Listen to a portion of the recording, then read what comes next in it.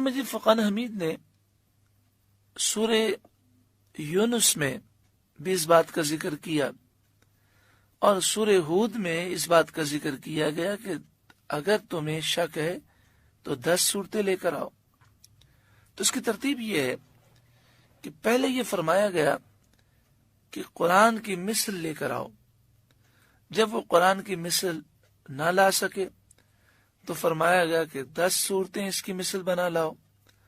جب وہ یہ بھی نہ بنا سکے تو فرمایا گیا کہ اس کے جیسی ایک صورت بنا کے لاؤ، اور وہ اس جیسی ایک صورت بھی نہ بنا سکے تو پھر ان سے فرمایا گیا کہ اس جیسی ایک آیت بنا کے لاؤ.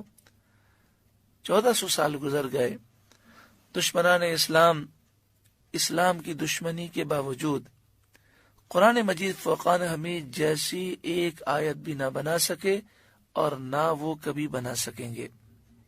ہاں، انہوں نے کوشش کی قرآن مجید فرقان حمید جیسی آیات بنانے کی، لیکن اس میں وہ بری طرح ناکام رہے.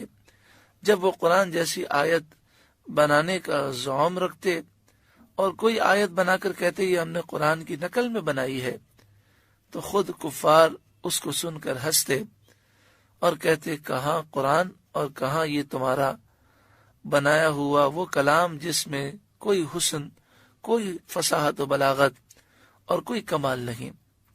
تو یہاں فرمایا کہ اگر تمہیں یہ شک ہے کہ یہ قرآن نبی کریم صلی اللہ علیہ وآلہ وسلم نے خود بنا لیا ہے، کسی بشر کا کلام ہے، تو قرآن جیسی ایک صورت بنا کے لاؤ.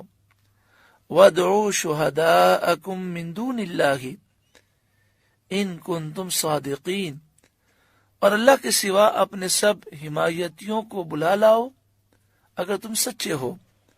وَادْعُوا، اور تم بلاؤ، شُهَدَاءَكُم، اپنے مددگاروں کو، من دون اللہ، اللہ کے سوا، ان کنتم، اگر تم ہو، صادقین، سچے، یعنی اگر تم اپنے دعوے میں سچے ہو کہ یہ کلام کسی بشر کا کلام ہے، تو تم عربی ہو، فصاحت و بلاغت کو جانتے ہو، تم سب جمع ہو جاؤ اور مل کر ایک صورت بنانے کی کوشش کرو. فَإِن لَّمْ تَفْعَلُوا، پھر اگر نہ لا سکو، وَلَن تَفْعَلُوا، اور ہم فرمائے دیتے ہیں کہ ہرگز نہ لا سکو گے، فَاتَّقُوا النَّارَ الَّتِي وَقُودُهَا النَّاسُ وَالْحِجَارَةُ، تو ڈرو اس آگ سے جس کا ایندھن آدمی اور پتھر ہیں. فَإِن لَّمْ تَفْعَلُوا، پھر اگر تم قرآن جیسی صورت نہ لا سکو، وَلَن تَفْعَلُوا، وَلَن تَفْعَلُوا کہہ کر ہمیشہ کی نفی کر دی گئی، یعنی وَلَن تَفْعَلُوا کے معنی یہ ہے کہ ہرگز تم ایسا کر ہی نہیں سکتے. جب ایسی بات ہے تو فَاتَّقُوا النَّارَ، تو جہنم کی اس آگ سے ڈرو، الَّتِي وَقُودُهَا النَّاسُ وَالْحِجَارَةُ، کہ جس کا ایندھن آدمی اور پتھر ہے. جہنم کی آگ کا ذکر کیا گیا.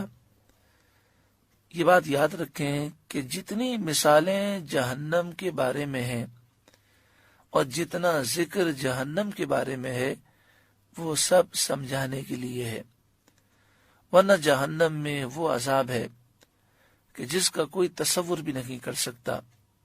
صرف سمجھنے کے لیے یہ مثالیں ہیں کہ انسان غور کرے اور دیکھے جہنم کا عذاب کتنا سخت ہوگا.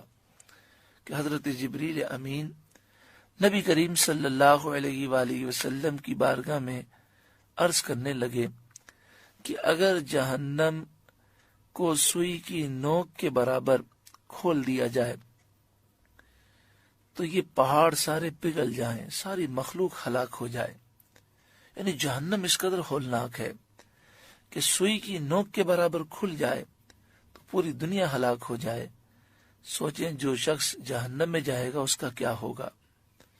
یہاں پہ فرمایا گیا التی وقودها الناس والحجارہ، وہ جہنم کی آگ سے ڈرو جس کا ایندھن آدمی اور پتھر ہے. یعنی ایندھن اسے کہتے ہیں کہ جس چیز کو آگ میں ڈالا جائے تو آگ اور بھڑکنے لگے. تو یہاں فرمایا آدمی اور پتھر جب جہنم میں جائیں گے تو جہنم کی آگ اور بھڑکے گی. یا پتھروں سے مراد وہ پتھر ہیں جن کی پوجا کی گئی.